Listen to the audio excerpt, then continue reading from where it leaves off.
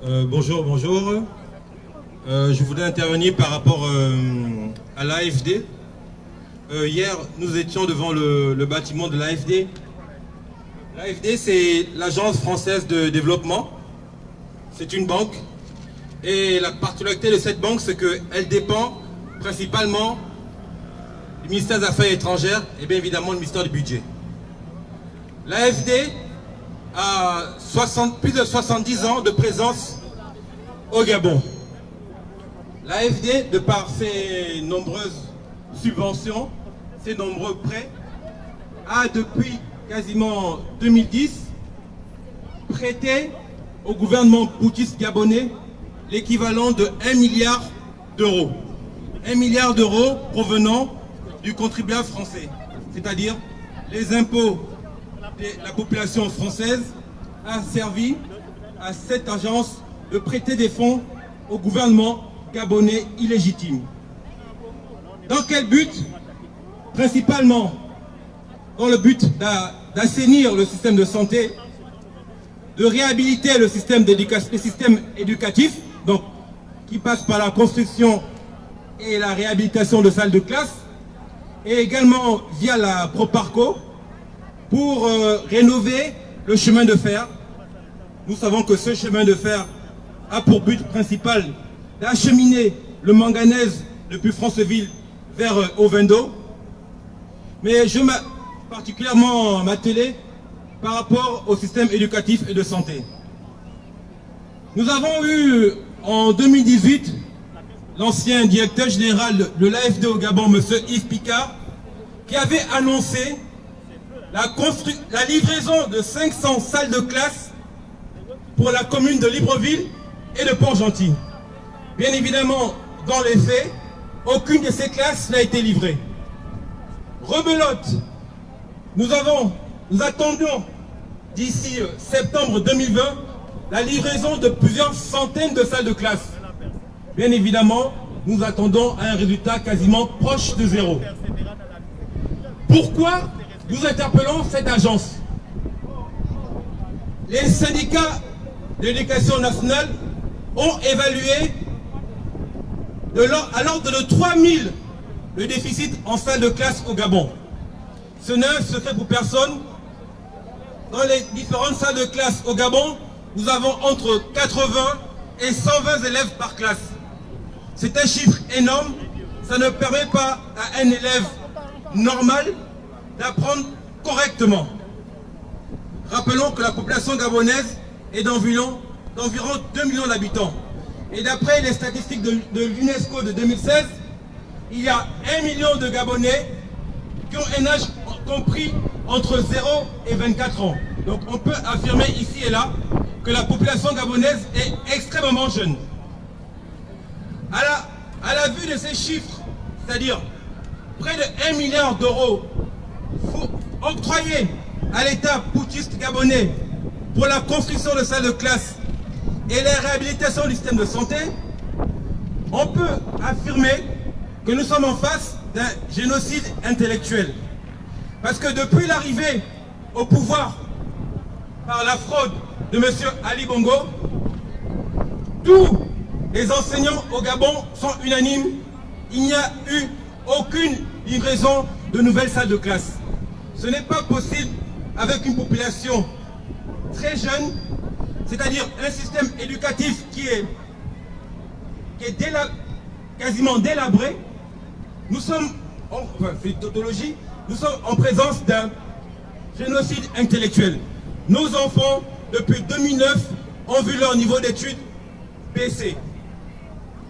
Depuis 2009, rien n'a été amélioré au Gabon. Chaque année, les élèves, chaque année au Gabon, on a quasiment entre 4 mois et 5 mois de cours. Et par quel miracle, l'État gabonais arrive à faire valider l'année scolaire auprès de l'UNESCO. Quand nous savons qu'à l'UNESCO, la plupart des fonctionnaires africains accrédités à l'UNESCO sont corrompus. Et quand je parle de fonctionnaires africains corrompus, c'est les fonctionnaires francophones africains qui sont corrompus. Voilà. Deuxième problème, c'est au niveau de la santé. L'AFD a récemment octroyé l'équivalent de 33 milliards de francs CFA pour la réhabilitation de 27 centres de santé en province.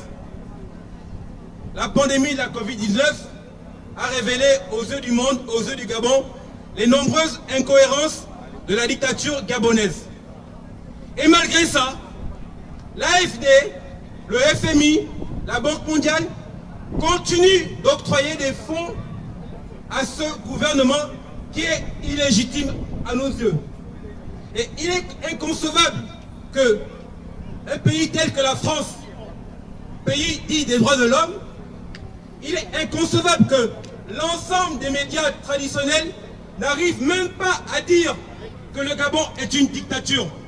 Je veux rappeler les propos de M. Macron en janvier 2020, lorsqu'il revenait d'Israël, soit disant que lorsque toute une famille gère un pays, c'est considéré comme une dictature. Monsieur Macron, nous voulons vous rappeler qu'au Gabon, ça fait 53 ans que c'est une même famille qui gère le Gabon.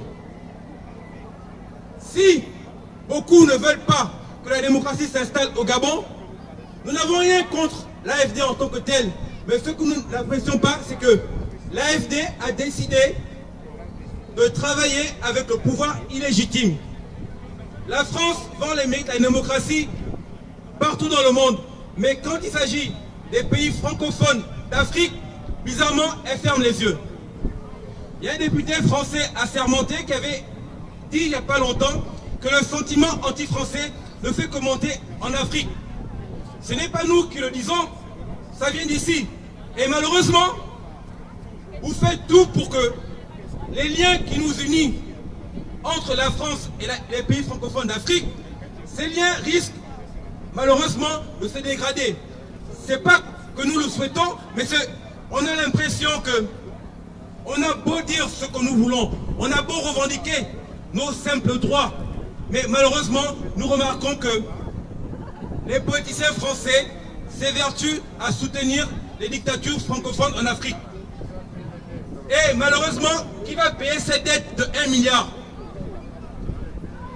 Beaucoup de Gabonais disent, à tort ou à raison, que lorsque la France prête 1 milliard à des taux